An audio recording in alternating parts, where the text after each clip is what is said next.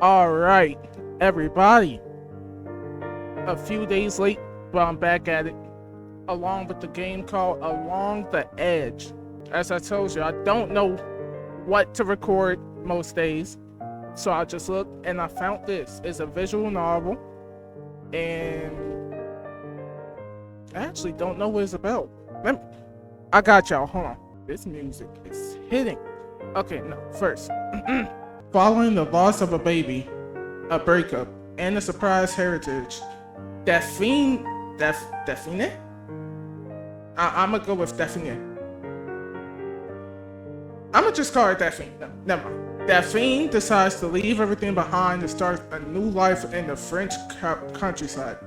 There, she discovers she's the last descendant of a line of witches. Will she embrace the family tradition? I suck at reading.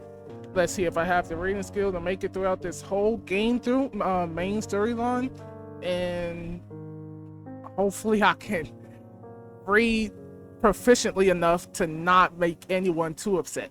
Anyways, let's get into the video. Along the Edge is an interactive. I'm not reading. I have to. Interactive graphic novel. During your adventure, you will be asked to make choices that will define how your story progresses. Some of these choices will have direct consequences, forking the story in one direction instead of another. However, each of your decisions, even the most insignificant, will have an impact on the personality of the main character, Daphene. Alright, so my choices do matter, no matter how big, no matter how small. When one of your decisions influences Daphene's personality, one or two symbols light up at the top of the screen, okay? The star and the globe, the sun and the moon. And along the edge, your decisions are neither good nor bad. However, the sum of your choices will always lead to different scenarios. It's impossible to lose in Along the Edge. Perfect for me. Anyways, the branching of the story opens different narrative hypotheses shaping your adventure according to your choices. Your progress is up. You won't be able to change the decisions you've made. Wow. Okay. So I'm going to make sure that whatever choice I make is the right choice. Dr. Durant. So you're so you're determined then? Yes. These voices is really gonna kill this.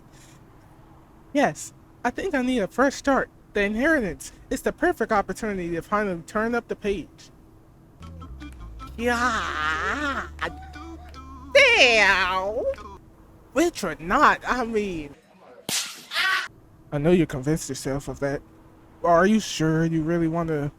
But are you sure you really know what you want, what you wish to achieve with this move? After all, you recently went through a major trauma, and there's still a lot of ground to cover. Between you and me, you know that. You know why I think of the reading. Between you and me, you know why I think of your decision. But I can't prevent you from leaving. Have you found a job there yet? Yes, I have. Substituting for a math teacher at the village middle school. I'm maternity leave. 6 months. That should give me enough time to get my bearings. I'm not surprised someone knocked you up. God. Okay, I'm sorry.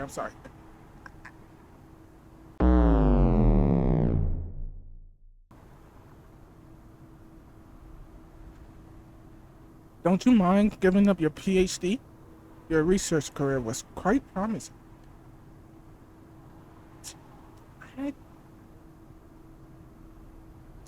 I do, but I have no choice. There is a baby. I can't focus on my PhD while taking care of my child. The globe lit up, check. Of course I do. But if that's the price I have to pay to get myself out of this situation, then I'll give it a shot. I see. One last thing. I know your relationship with Frank is quite tense, and he wants to know if he can be second runner, because, God, no, I wouldn't mind being a stepfather. It is. The breakup's still recent, and I always counted on his support. After so many years together, I need time. I suppose you're aware of this. I'm supposed that you're aware that you're about to break all your ties with him. Probably for good. Are you sure you won't regret it later? Did you at least inform him of your plans? Thinking in.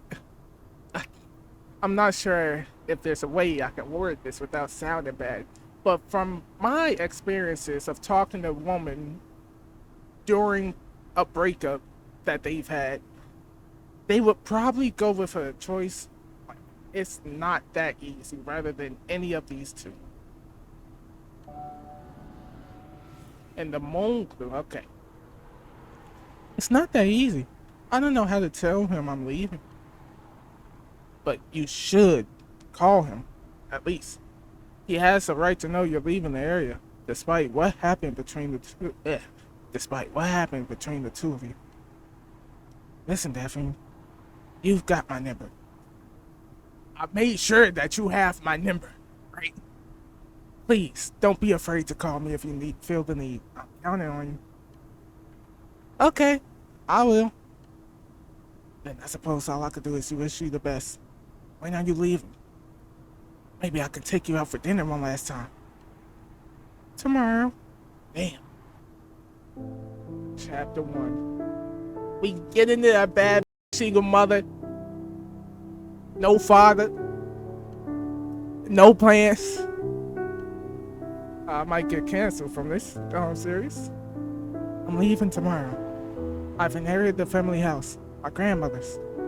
I didn't know her, and now I never will. My mother had cut all ties with that side of the family, the only side since I never knew who my father was. I remember the birthday cards though. My mother has hidden them between 2 piles of laundry in the lion closet. If the bond was broken, it wasn't my grandmother's fault. And here I am, 10 years later, inheriting a big house 300 miles away. When I too have severed all contact with my own mother. That's what they call karma, isn't it? The other PhD students asked me to meet them at the bar. I could also go see Frank to say goodbye. Of course, I could also just go home. This music is loud, home. What should I do? Alright, I could go to Frank's place for one last night. Who knows what's going to happen for that one last night? I could go to the bar for one last night. Who knows what's going to happen at that one last night? Or I could just go home. We gotta think about it. We can't really just go in, We really can't just go in making choices haphazardly. So, Frank doesn't know anything. My friends at school asked me to hang out at the bar one last time. And I'm just gonna leave while having a baby in the stomach, in the womb, without telling the father? He deserves to know though, right? I just don't know how bad of a person Frank is. She's strong enough to go up to that man's house, tell him about the baby and leave. Nothing's gonna happen, right? She's strong. She's strong. I know she is. The sun grew. Okay. Since this doesn't have a actual name, I'ma just say it in a narrator type voice. Oh no, but she's talking in anyways. I took one bus, then another. Then I walked and my steps brought me back to the old apartment Frank and I used to share. I hesitated a few seconds before pressing the buzzer. No answer. I didn't know whether to feel relieved or disappointed. I tried again, to no avail. I might as well go home and finish packing then. It's too late to go to the bar.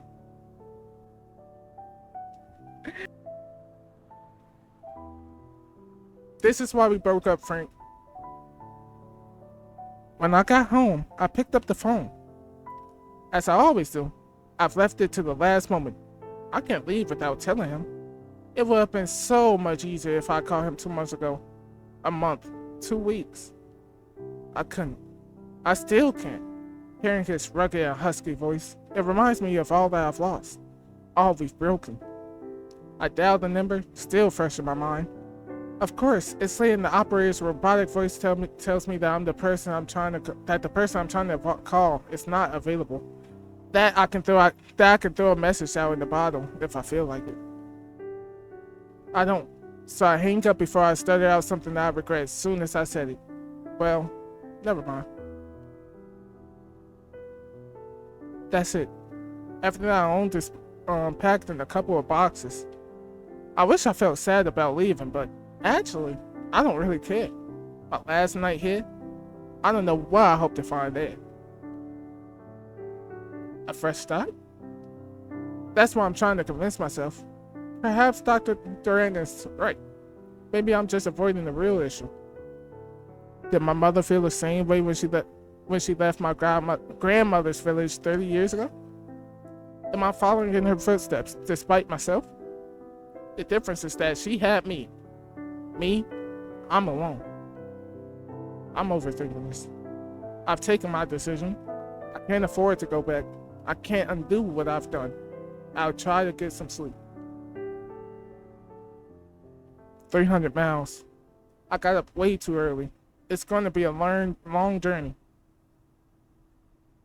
Little by little, civilization slowly gives away to the empty spaces. The highway is replaced by interlacing small roads, and the clear directions given on the major routes become a hit and miss search for clues, which gets more and more arduous as I hear my destination. The road goes through the village, which I cross in a few moments. I thought I was getting away from the agitation of the city, but all this peace and serenity feels like it's hiding something sinister, almost ominous. After a couple of miles, I turn onto a dirt track, overrun with reeds. I go through the gates marking the limits of the family domain. Then, on the right, I see a small stone house. That must be the lodge where the wardens a couple lives. It was specified in the estate's account that the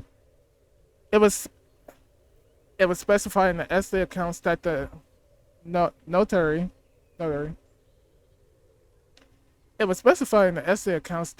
made me sign. I decided to leave the car there. I don't feel like driving all the way back in reverse if the tracks turn out to be a dead end. Walking a bit further, I see a man coming towards me with a shot. No. That is a shotty. Kinda looks like a musket.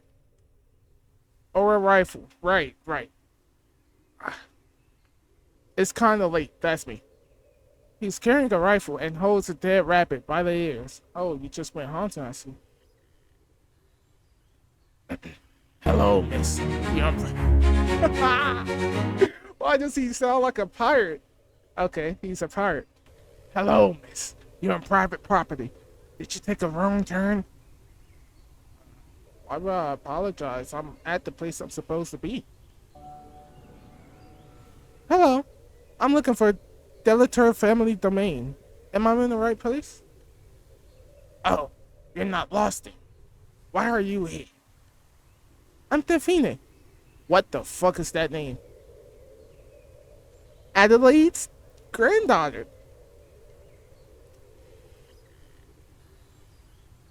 Gerard Bertine. Gerard. What? What?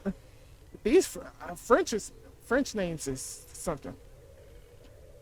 Gerard Bertine. I'm the warden. Nobody told me you was coming. Is the house open? No. Well, yes. It's been a couple of months since Mrs. Delator passed away. My wife, Gilberte, and we've made sure everything's weatherproofed.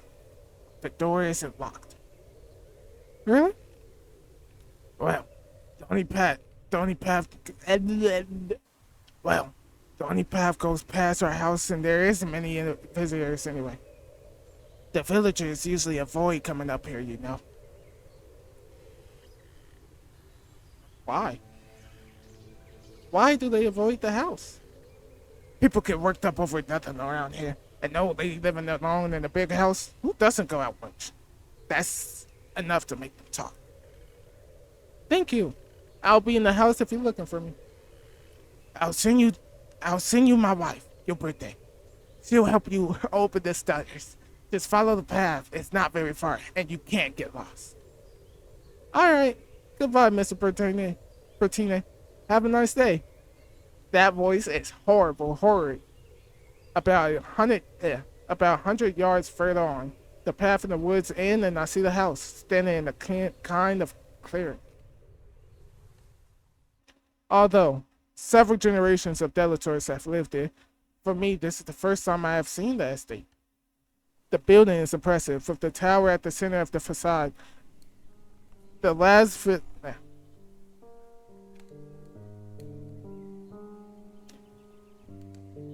vestige of an earlier castle, and surely the origin of my family's name.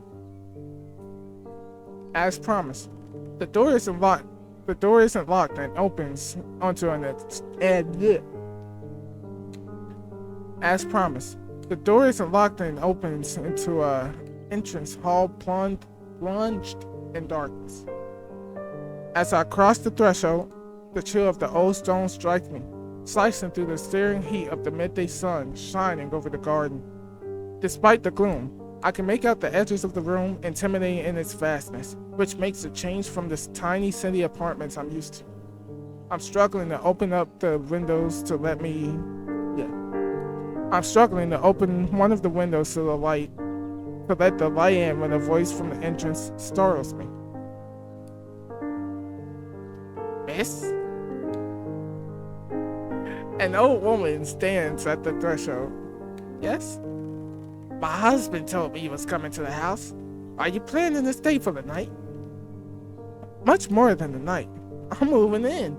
Oh, and please call me Daphene.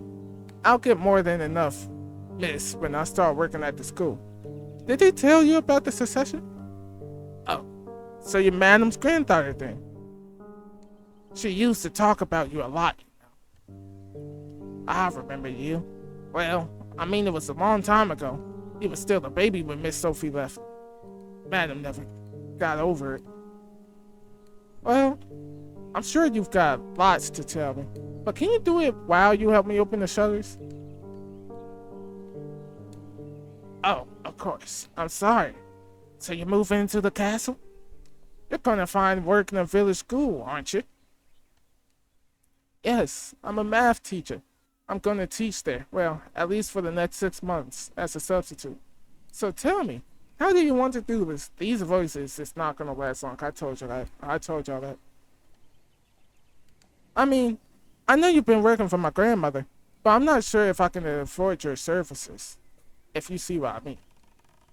The inheritance barely left me enough to cover the cost for the house for a couple of years. Oh, don't you worry. Gerard and I retired 2 years ago, but Madam didn't forget us in her will. She was kind enough to leave us the lodge to live out our days. We'll help you for as long as we're able, my husband and I. We've done this all our life. Hard work doesn't scare us. Anyways, we'd be bored with nothing to do all day. I'm not one to refuse free help. All right. That's great news. Without help, I don't know how I managed to get everything done in such a big house. And we'll be happy to give you a hand. Would you like me to get you some groceries from the market tomorrow? I used to do it for Madam. She didn't go out much. Now after Miss Sophie left. No, don't worry. I'll go. It'll give me a chance to check the village out.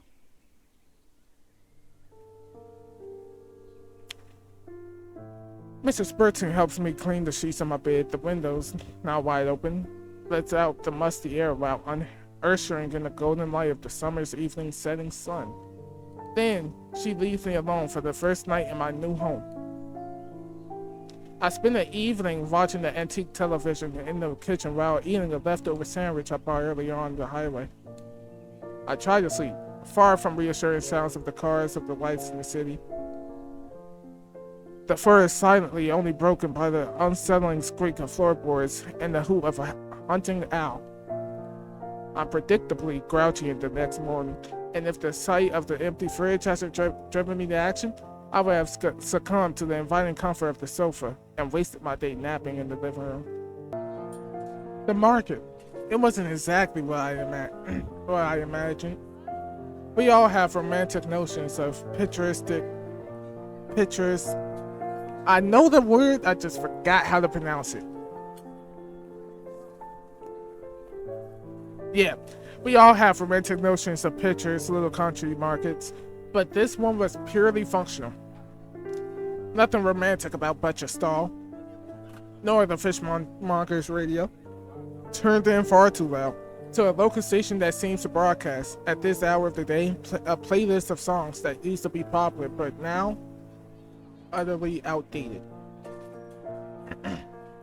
I'm buying some bread when someone barges in front of me.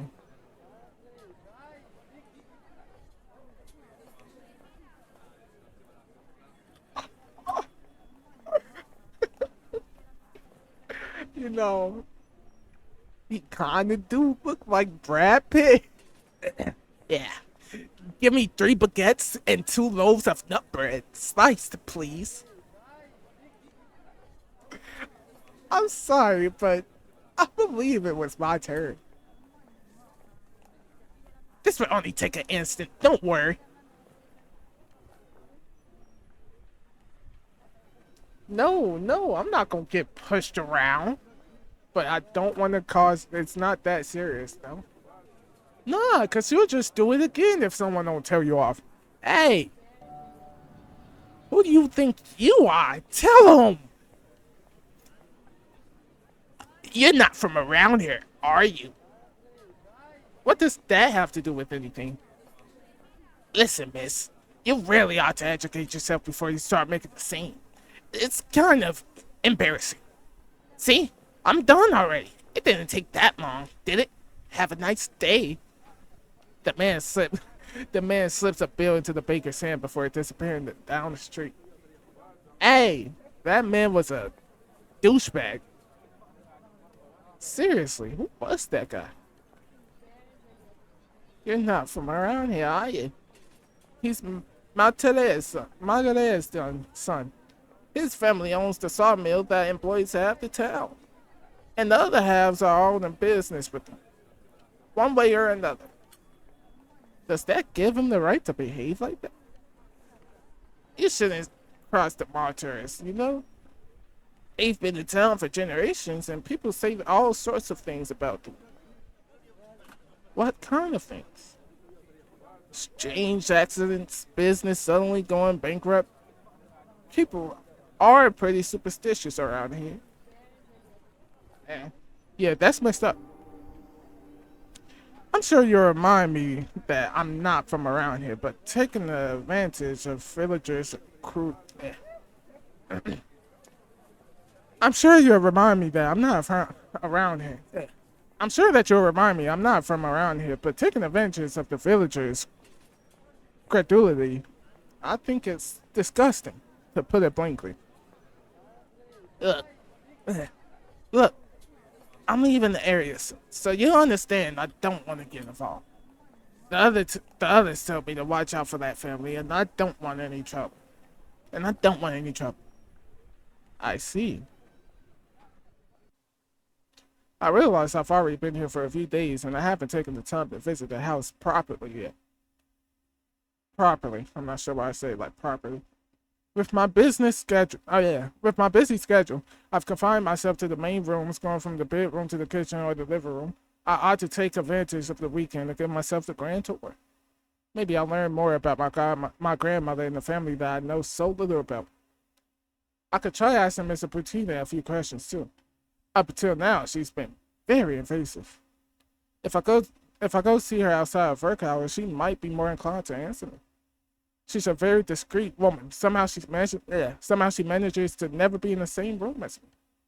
If I leave the kitchen for a while to take a shower, for example, when I come back, I always find that the breeze from my breakfast has been cleared away. The table has been wiped and the dishwasher is gently humming. I've told her several times not to make my bed, that I'm perfectly capable of doing it myself. She acknowledges me, but keeps on making it anyway. I guess she might enjoy a friendly visit. Where should I start? Things is gonna get soft with the woman a lot. I mean, Daphne herself tried telling her, "Hey, stop doing this, that." She just don't care. So, and what even is the tower? I forgot about the tower. I read and we're checking my mother's bedroom. My grandmother lived alone in this big house, so she kept most of the rooms shut and just stayed on the ground floor, on the left side of the building. I've taken over her living quarters, and with the nights getting colder, I'm glad I don't have to keep the whole house warm. I look over at the other rooms, the parlor on the ground floor, and the multiple bedrooms above. Everything seems frozen in time. The furniture is covered with light linen sheets, perhaps waiting for better days to return, like the days before Adelaide was a window. Like the days before Adelaide was a widow with my head. Like the days before Adelaide was a widow when my mother still lived under her roof. Her old bedroom hasn't changed. It's still the room of a teenage girl, even if I can see that someone had hastily made room for me, the baby about to be born. There are still band posters from another age pinned to the walls and the crib where I might have spent my first few nights before my mother decided to leave. But there aren't any linen sheets to protect the furniture in this room, and it looks as though it has been cleaned up very recently. What should I do next? Before she leaves off anywhere, I'ma go question her. I would check the tower, but I feel like if I exhaust these two options first, then I won't be able to check with her. And I forgot the voices. I don't think I'm gonna do anyone voices but Daphne's. Good morning, Mrs. Bertine. How are you doing? Oh, hello, Mrs. Daphne. My joints ache a bit today. It must be the colder weather. Summer always goes so fast. It's almost fall already. Can you believe it? But that's enough about me. I asked one question, and you told me about yourself. I asked how was it today? You have to come around here to listen to an old woman complaining about her aches and pain. How can I help you, miss? I'm gonna start with a little, nice, sweet conversation opener. Tell me what it was like in the old days before my mom left. I mean, the end was already in sight when your mother left. If I must say so, miss. There were only your grandmother, Madam Adelaide, Miss Sophie living here. Your grandfather died when your mother was still a little girl. Illness that took him without warning. The doctors couldn't do anything for the poor man. But back when I arrived here, things was different. There was lots of people living in the castle. Cousins, uncles, aunts, and a whole gaggle of children. So, what happened? I don't really know, it's just happened. There was unexplained deaths, accidents. Some of them left the area and we never heard from them again. Everything started to go downhill when the militaries bought the sawmill. Straight to Detective Daphene? There must be a connection. Let's lay off, the aggressiveness for now. What's the connection? Do you really think that it's linked? I mean, there's no logical connection between buying a sawmill and those accidents. How can I say, miss? All I know is that when the martyrs flourish, the delators wither. I met Martyrs' son at I met Martyrs' son at the bakery. That loud It's none of my business, of course, but you should be careful of him. He's a good for nothing who spends his time doing goodness knows what in his car. Hey, that man is a drug addict. I don't judge people. I'm not judging him. I've seen the man. I've talked to him. The nigga cut me in line. I agree with you wholeheartedly. You're right. He acted like a jerk with me. You see, exactly my point. Now, while we're talking about the past, maybe you'd like to see the old photo albums. Absolutely. Tell me where they are and I'll take a look at them, miss. Thanks. They're in the cupboard, in the living room, you'll see. There are even some of your great-grandfather's old photos. Something else? Okay, now, my mother's bedroom.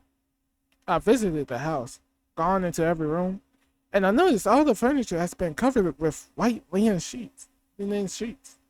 Yes, it was Madam, your grandmother. I'm not sure why I keep doing that. It was Madam, your grandmother, who asked me to close most of the rooms. She lived alone in the house, and she never had any visitors. It was to prevent the furniture from being damaged. Why are you asking? Do you want me to open up the rest of the house? No, that's not why I was asking. One of the rooms, I'm guessing it was my mother's old bedroom. Why hasn't it closed like the others? It was what Madam wanted. You know, when Miss Sophie left, it broke her heart. She was never the same afterwards, until the day she died. She never gave up hope that your mother would come back. She asked me to make up her room every day, just in case, she said. Something else? Nah, I appreciate it. Bye-bye. Sorry, I didn't mean to disturb you. I'll come back later. I'm gonna check the tower. I couldn't find the entrance to the tower. I searched inside and outside of the house, but no door seems to lead into it. After randomly exploring the corridors and the rooms, I had to admit defeat. I'll ask Mr. Spatune about this mystery. However, while I was searching for the damn entrance, my feet took me down to the basement where I discovered a treasure trove of old wines. The most recent bottles was around 30 years old. I guess my grandmother wasn't much of a drinker, and the wine cellar must have remained untouched since her husband passed away. Did my mother come here during her teen years, defying her parents' rules to steal a bottle to share with her friends from the village? Was I conceived during one of those parties celebrated by sacrificing these rare vintages on the altar of youth, with my mother, Sophie, not sober enough to resist the charms of some local young farmer? Was I old enough to ask her? When I was old enough to ask her, she always told me, with a dismissive wave of her hand, that my father was from the village and hadn't wanted to recognize the child he hadn't asked for.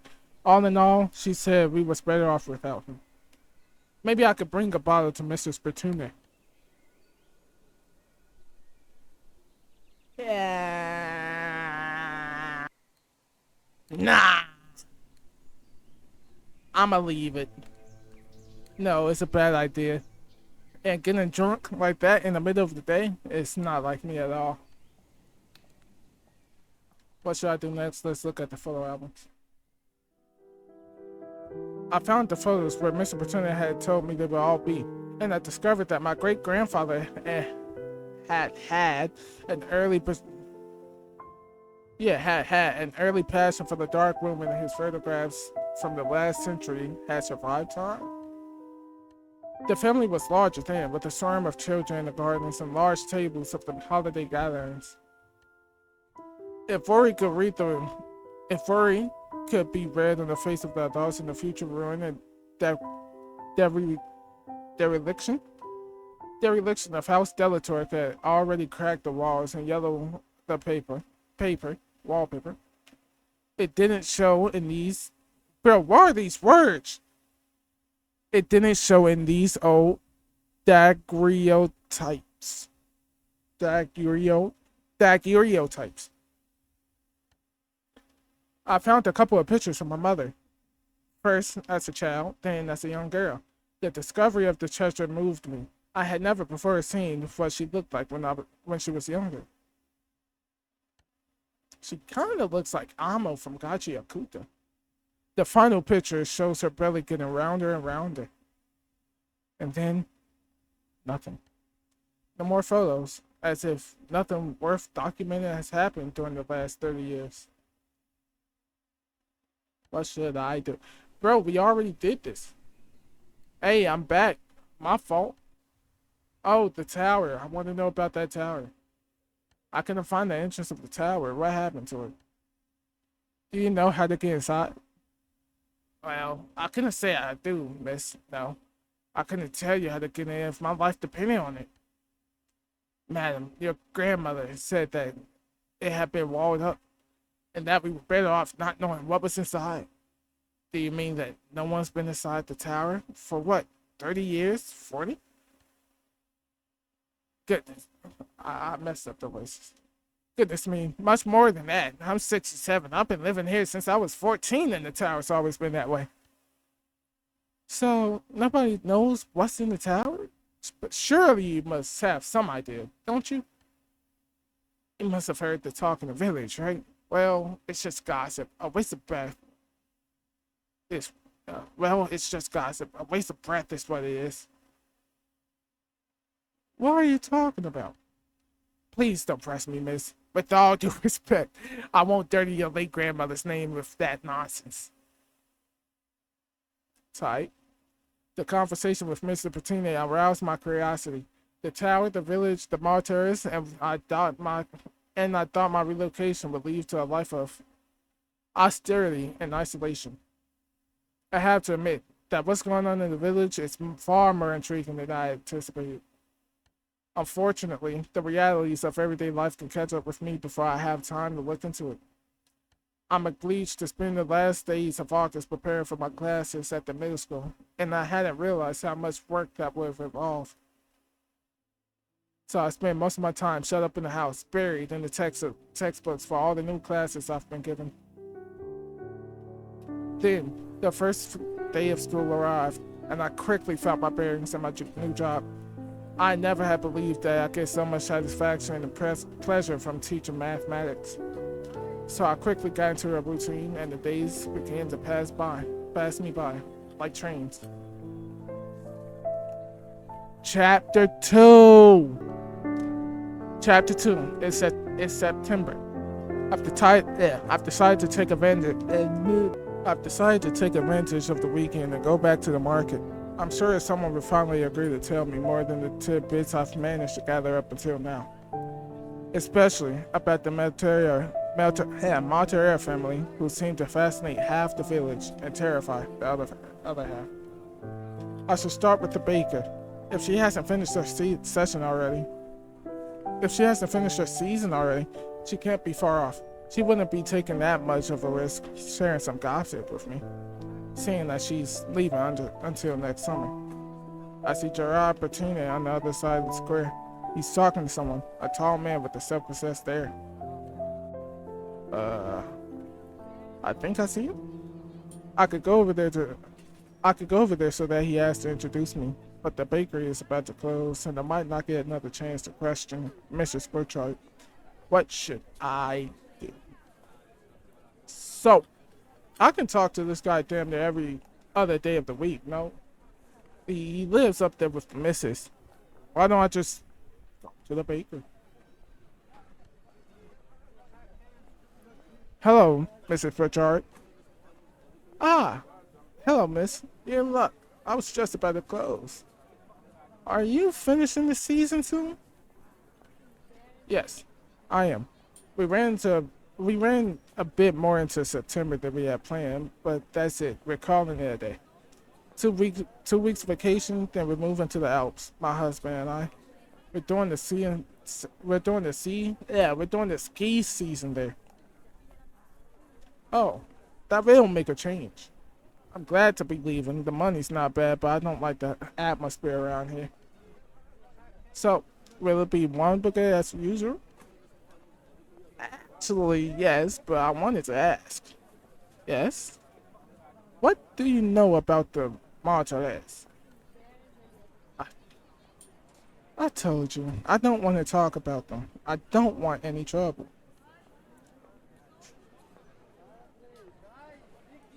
That's a stupid question. Come on, you leaving soon. You're gonna put it all behind you. What do you have to lose? I really need to know. Nobody wants to tell me anything, and seeing as you're leaving soon, might as well just spill a couple beans for me, to me, please. You seem like a nice long lady, so please listen to me carefully. She takes me by the arm, puts her face close to mine, and whispers, "The Machares, they're sorcerers. They're sorcerers. That's why they've got the whole village under their thumb.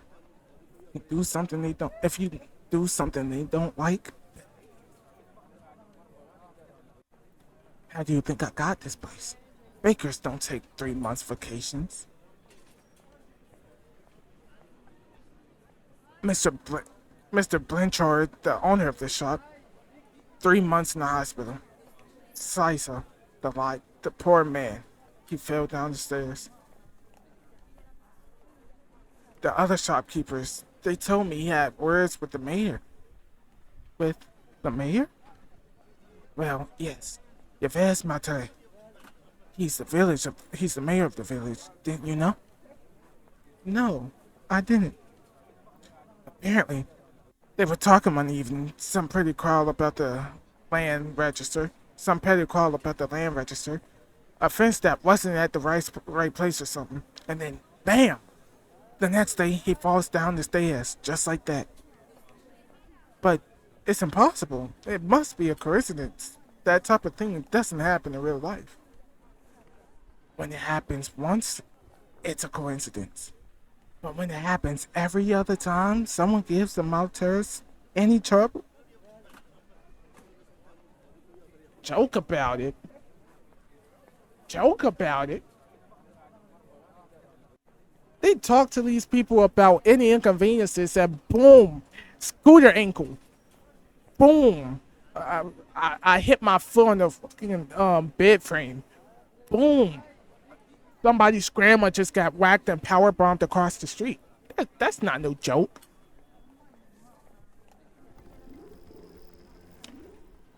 Thank you for talking to me. I'll be discreet. Don't worry. Well, you know as much as I do. Well, now you know as much as I do. You be careful of them. I hate it if it was my fault that something happened to you. Don't worry about me. Goodbye, Mrs. Pritchard. I glance around for Mr. Bertina and his mystery companion, but they're already gone. Too bad.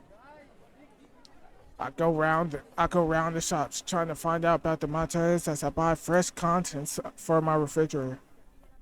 Unfortunately, now that I've been identified as the young Harris, their tongues are tied, and the villagers have become surly, polite, yet distant.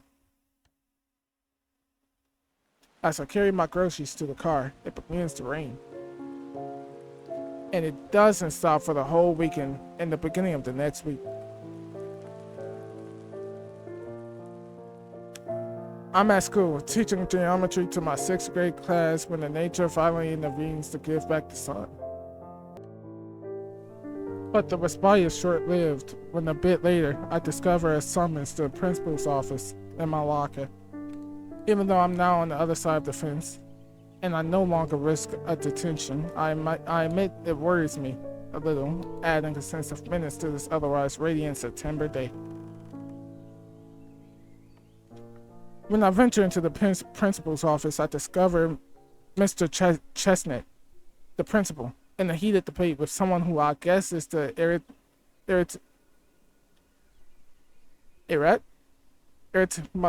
irritant mother of one of my pupils. The poor man is ashen. He cowers behind his desk. Who? Anyways, he cowers behind his desk and he's so hunched up in this big leather chair as if it's melting into the upholstery. Please, Mrs. Leverku, Leverku? Mrs. Leverku, you must admit that your demands are most unusual, to say the least.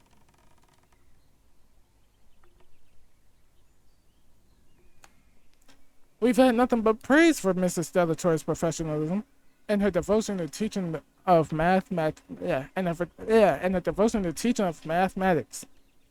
Ah, here she comes.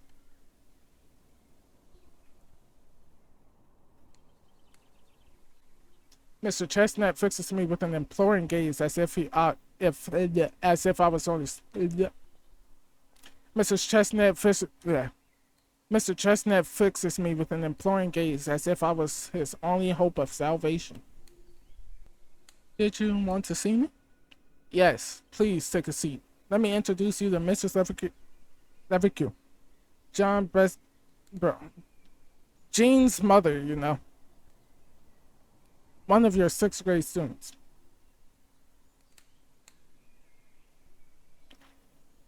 Hi! Hello, Mrs. Leverku. It's nice to meet you. I'm Daphne Delator. I'm Daphene Delator. Mrs. Dupuy's substitute. I'm really very satisfied with your son's work. He's an excellent student.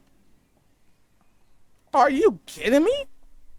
You must realize I'm not here to talk about my son's math skills. Then what are you here to talk about? Look, Mrs. Chestnut, I'm not going to exchange words with this what? Anyway, we had an agreement, you and I hope you'll keep to your word.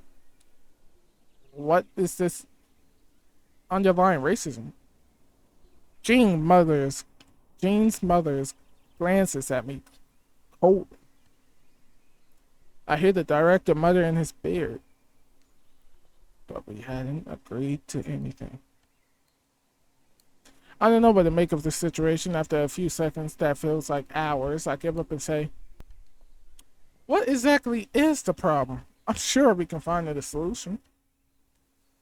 I'm not sure how to tell you this. I think you're the problem, Mrs. Levercreek wishes to remove her son from your class.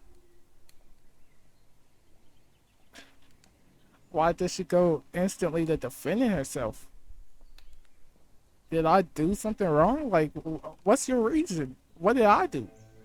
I don't understand. Everyone seems quite happy with my work. Why would you want to remove your son from my class? This has nothing to do with the teaching. Apparently, we found out the child you're carrying, he's brown. Horrible joke. Horrible joke. Mrs. I'm calling her Leva. I'm not pronouncing that name every time. Mrs. Leva, be reasonable. You can't ask us to change the classes just like that for no good reason. For no good reason? Ah, that's it. You're falling under the Delator spell too. That family of pagans. What? You arrive in town and just like that you think you could get away with everything? Anything? But me. Oh, I can see what you're up to. And I won't be fooled like the others. Do you want me to say it? Really? What you people really are? A witch. A witch.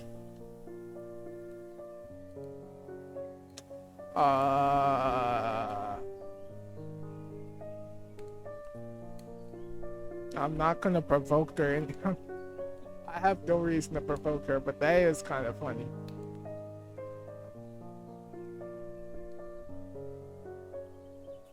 Those tales of witchcraft have nothing to do with me. If I wanted to choose my answer,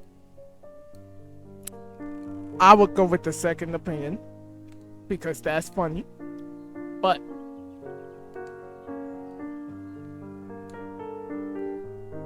If I think what's best in character, it would be this one. I don't appreciate your instant answer. I say. I don't appreciate your insinuations. Insinuations. I don't appreciate your insinuations, and I would never have, and I would not have my name associated with your archaic superstitions. The reading goes worse as the time goes on. I am a scientist, and I assure you that I don't believe in any of this nonsense. And you, Mrs. Chestnut, I hope you won't let yourself be influenced by these medieval beliefs. I will happily continue to explain myself, but Mrs. Chestnut interrupts to cut short this discussion. You see, I was sure that if we discussed it rationally, we would come to a consensus. Words. I trust you're reassured, Mrs. Levy. And Miss Delator, I hope I can rely on you to take good care of our dear Jane progress. Of course, sir. I'll pay special attention. What? Oh! You're in it together! There's no other explanation. You, Delator, you won't get away with this. You haven't heard the last of me. Without warning, she leaves the room, slamming the door behind her. There's an awkward silence, which is quickly broken by Jean. That's the third time she's burst into my office for this nonsense. I believe I owe you one, Daphene. What the fuck did you do wrong for me to be talking to him like this? It's my job. You're welcome. You're welcome, Mrs. Chestnut. Your name is Chestnut. You're welcome, Mrs. Chestnut. Soothing parents' irrational fears is also part of the job description. When I finally get out of school, it's almost dark, and rain is pouring down again. As if today's events already hadn't annoyed me enough. I can't believe the woman that came to criticize my work. And on what grounds? I mean, could she have been more bogus? Seriously, this isn't the Middle Ages. I'm sure they have burnt me at the stake for less back then. Because of some stupid superstitions. I've lit a cigarette, and I'm sitting by the window, brooding over these thoughts. When suddenly, the headlights of a car illuminates the bend in the road. To my surprise, it turns at the gate and comes up the lane to the house. Who would want to visit me this late? I think I recognize that grubby gray van and the ladder on his roof and the hastily patched up right wing mirror. How is this possible? It's Frank. What is he doing here? I run down the stairs, open the front door. Damn, I didn't know Frank was Peter Parker. Don't you have a movie coming out soon? There he is, my ex-lover, at the door, drenched by the restless rain. My heart sinks at the thought of seeing him, talking to him once again, just when I've resigned myself to the fact that he was a remnant of the past. First, happy, then not so much. How did he know? How did he find me? I hadn't even told him I was leaving. Daphene, how long do you plan on making me wait in the rain? We need to talk. But, what are you doing here? Frank stands in the hall, watching me, clearly annoyed. What is you annoyed about, exactly? I'm fine. Thanks for asking. Alright, loser. I know we broke up, but didn't even cross your mind to call and let me know that you was moving to the other side of the country? Well, Frank, funny thing about that, I came to your crib, I knocked on your door, I rang the doorbell, knocked again, and you was not there. I rang the phone, I called again, I put it down, I rung it up again, and you did not answer. I definitely tried to call you, I definitely went to your place, tried to get a hold of you, and you was not there. I mean, what you mean? I did go there.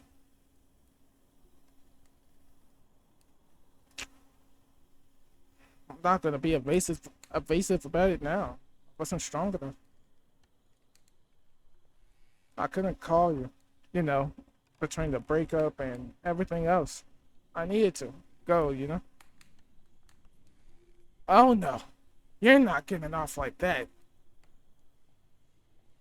I know what you're up to. If you really didn't want to see me again, you would have redirected your mail.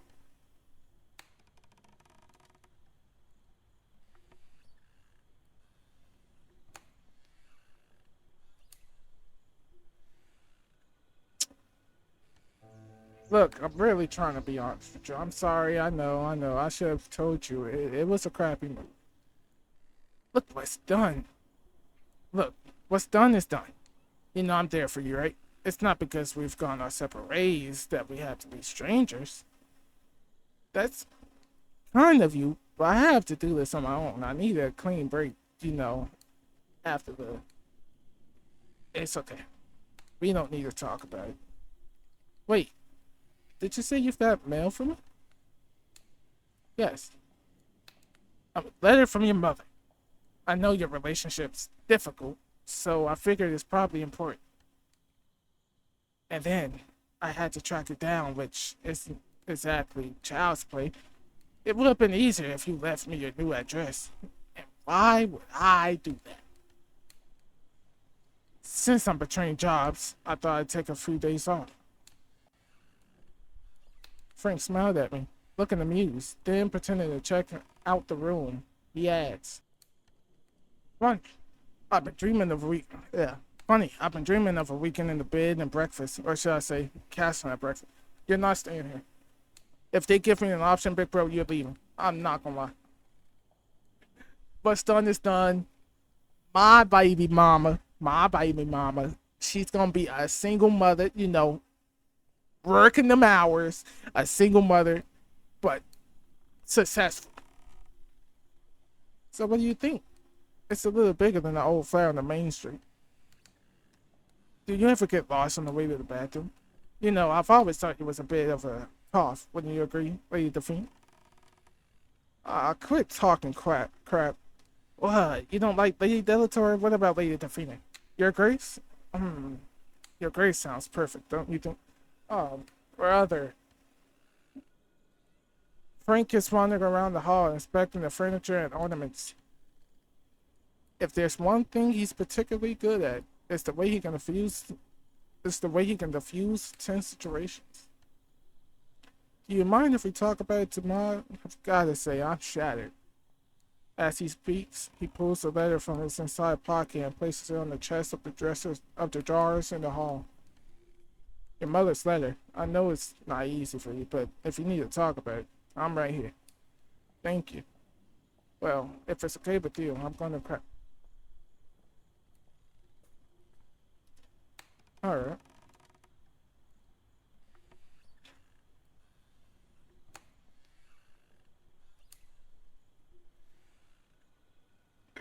No. No. You're staying in the guest room, buddy. If you're staying in this room at all, you're staying in the furthest room away from my main room because we's not doing none of that. We's not doing none of that. At this point, I'm letting my own feelings intervene.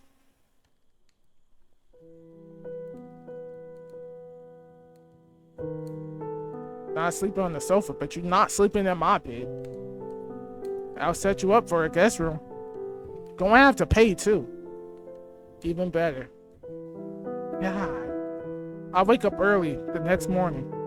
Frank must still be asleep upstairs and won't be waking up for at least a few hours if I know him. I don't feel like getting up yet, so I decide to stay snuggled under the quilt for a few more minutes. I think about what happened yesterday and how odd the situation is. Frank is fast asleep in the room just a few yards away from mine. I can't believe he came all this way just to bring me a letter from my mother. Is he regretting our breakup? Is the letter just a pretext to see me again? I was ready to never see him again about everything we'd gone through. We met almost 10 years ago. It was so unlikely we had such completely different lifestyles. He was a carpenter and I was a freshman at a university, science major. I just arrived in town. There was a party at acquaintance. I still don't know why I was invited. I don't know why I went either. I guess when you're 20 years old, you jump at any occasion to go out. I guess the idea of escaping my student digs was enough to convince me to put on a pretty dress and jump on the bus. Frank shouldn't have been there either. He was working on a particularly demanding project, but our hostess had insisted until he had given up and agreed to come. There are some things even science can't explain, I guess. We connected immediately. Then it was the same old story. A few years later, we moved in together. It was stupid paying 2 rents when we were living with each other all the time. 2 years ago, we took things a step further. Frank's small carpentry business was doing well.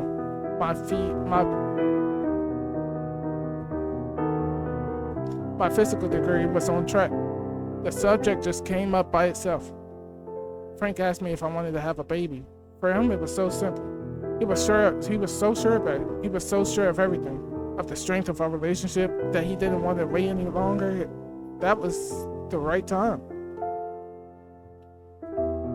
I had cold feet at first, objecting that I wanted to finish my PhD first. That we would have to think about it, but he managed to convince me. It wasn't that hard. I loved him more than anything, and I knew that sooner or later, I would want to start a family with him. Why wait?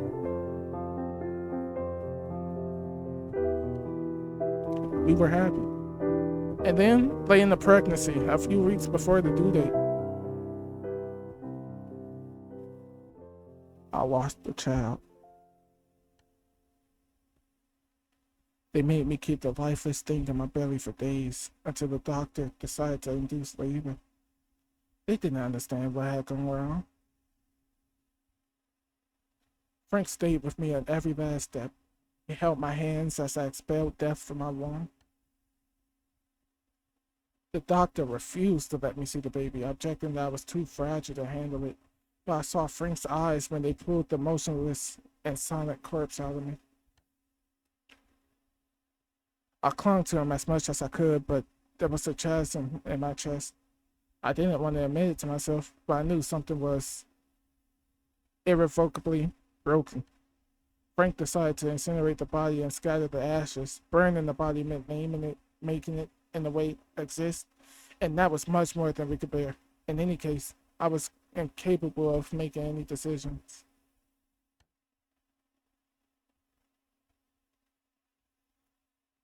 When the first shockwave and the tsunami it created in our lives finally receded, I realized our relationship was doomed. We did all we could to overcome the misery, but sooner or later we had to face facts. We broke up without a fight. We agreed we couldn't go home like that. Frank kept our old apartment, and I took a furnished flat in the meantime. Then a couple of months later, the notary told me my grandmother had just passed away and she had bequeathed everything to me. I take a quick shower, then go downstairs. The noise from the coffee machine tells me that Frank's found his way to the kitchen. Mom's letter is still propped in the chest of drawers in the hall. I have to open it sooner or later. What should I start with?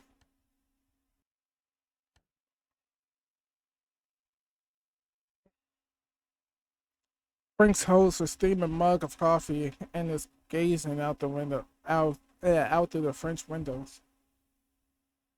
So you managed to figure out the coffee machine. You know me. Without my morning caffeine, I'm a total zombie. Did you sleep well?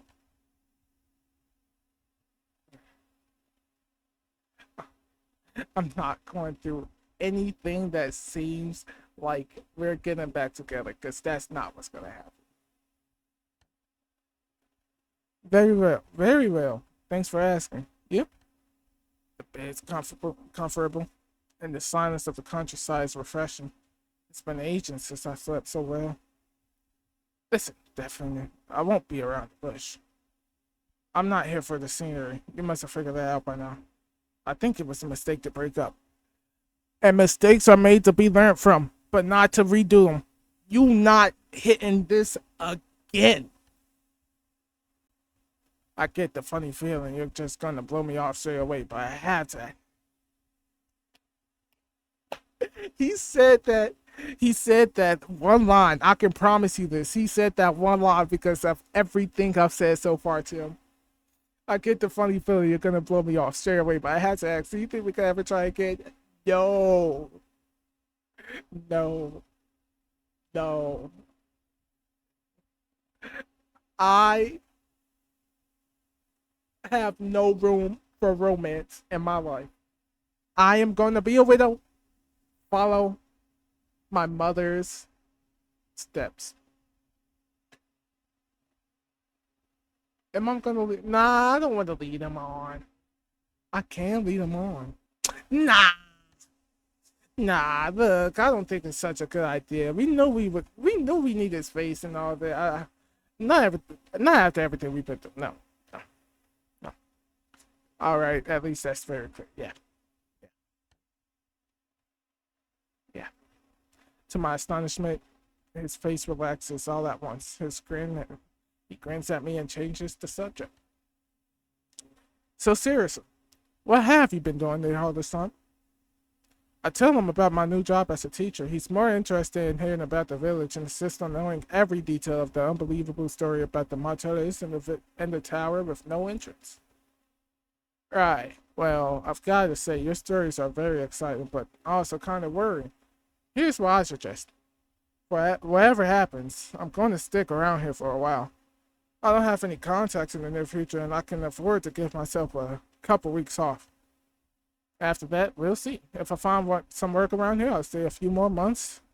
It's not as if there's anyone waiting for me to come home, and it will give us some time to think things over. I've thought them. I've thought them over. I've thought them over. Does it bother you if you stay at the class? Does it bother you if I? What? Does it bother you if I stay at the castle for a week or two, just until I can find a room somewhere? I don't want to be a kid, but at the same time, I don't want to regret it because who knows what this man can be doing when I'm sleeping. You holding that? Yeah, it's complicated enough without having you under my feet, especially with our past. I understand, but I'll be popping around for coffee. You can do that. You can do that. You see, coming and visiting, damn near staying the whole day here every day. You can do all that as long as you're not staying the night here. That's when things get spooky for me, a single woman. So, yeah, all that's cool. I'm gonna keep you on my shoulder, but you can't stay the night. You can come in at any time you want to. No buts for you. You owe me that, at least, don't you think? Yeah. Before I have the chance to react, he planted a kiss. Okay, brother. You see, now I'm glad I didn't let you stay at, bro. I'm glad I didn't let you stay over. No, no. Before I had a chance to react, he's planted a kiss on my cheek and is out of the door. I hear his van engine fading into the distance. Mom's letter still taunts me from on top of the chest of the drawers. It's hard time I found out what it's all about.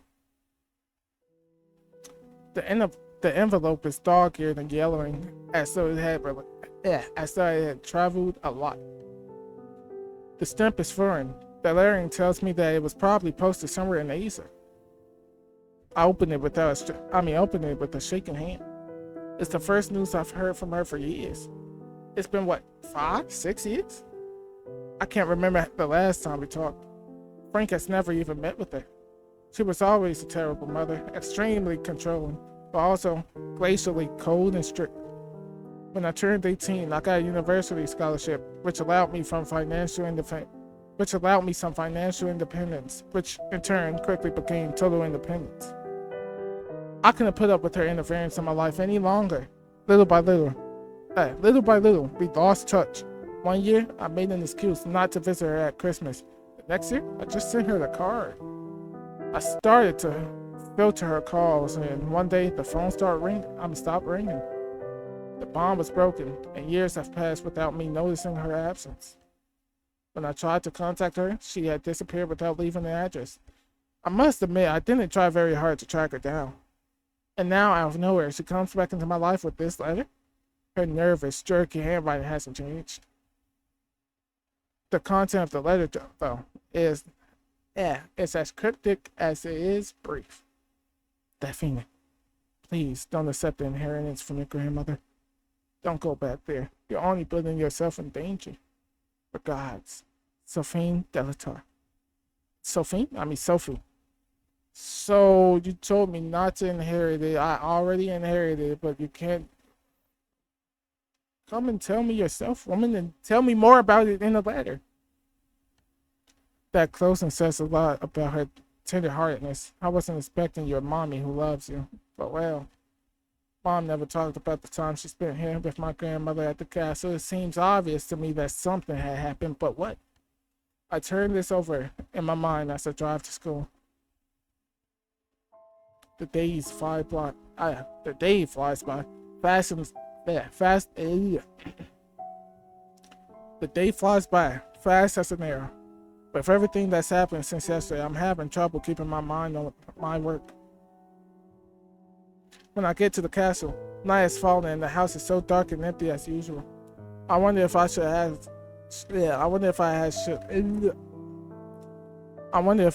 asked Frank to stay after all.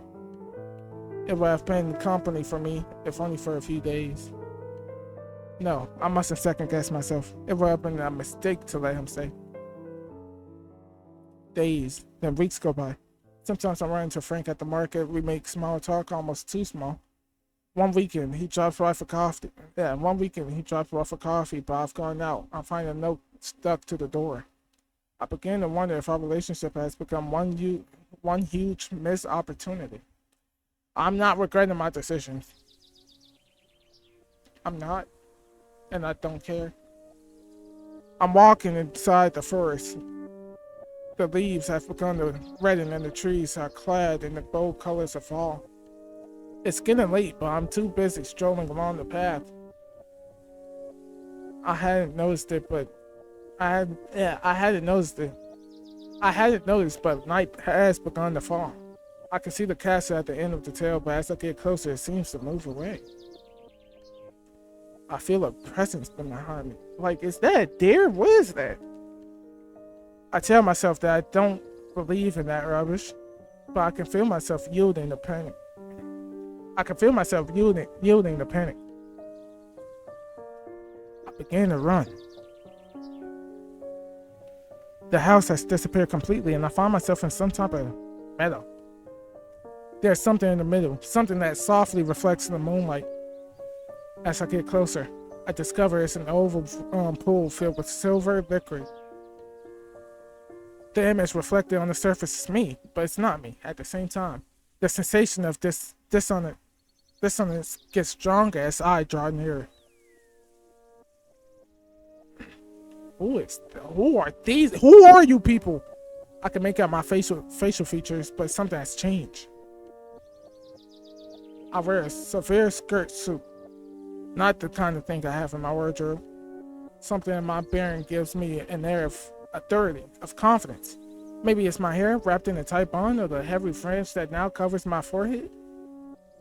I reach toward the mirror surface, my fingers stretched out and the reflection starts to tremble as if it was resonating. When my finger touches the cold and strangely clammy surface, it shatters into 1,000 pieces. For a few moments, the darkness is absolute. I'm in some kind of car and a heavy fog surrounds me. I'm moving towards a reddish light that pulls me towards it like a lighthouse in the muffled turbid storm. I can make out a statue, a sort of human-sized phoenix, carved in granite. There is something majestic yet profoundly sad in the hunched-up and impassive attitude of the creature. When I'm close enough to distinguish it, I realize the creature wears my face. I see my countenance reflected in hers like a mirror. Then her eyes come alive, and the imploring, helpless look seems to beg me for mercy. I'm frozen in contemplation, my heart overflowing with sadness and awe, when once again I feel the sickening presence like a warm breath on the back of my neck. I turn, struggle against the terror which invades me, and then suddenly I'm falling endlessly. Darkness buries me. I wake up with a joke. Chapter 3. Alright!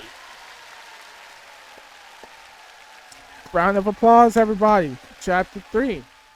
So, in the prologue, Chapter 1 and Chapter 2, we have Daphene, all these other characters. We're in a village, our hometown village, and something's weird going around. People's talking about this one family that one side of the village hates, one side of the village loves, but they do sorcery apparently. Everybody come and knock up on their door. Boom, boom, boom. Hey, we don't like what you're doing. Next time they know, their grandma just got ran down in the middle of the street on Broadway. That's not a coincidence. So that's happening. There's a tower that we just can't get into somehow, a tower with no entrance. It's weird. Peter Parker came to try and get MJ. I kicked them out, and now we're barely talking for it. Put on that Charlie Puth. And now I'm starting to have these weird dreams of the not superstitions, but the supernatural that seems way more natural to her and real as it should. Her mother sends her a card, tells her, hey, your grandmother, she trying to do bad things for you. Don't inherit that. It's gonna be bad for you. Although I never talked to my mother that much, but she sent me a warning letter. So who knows what's gonna happen? We can find out in Chapter 3. You can find out next video after you give this one a like, share, and subscribe. That was all for Along the Edge for today. I look forward to seeing y'all in the next video. I do plan to actually finish this game. And yeah, I love y'all. See y'all later. Like and subscribe if you enjoyed the video, and bye.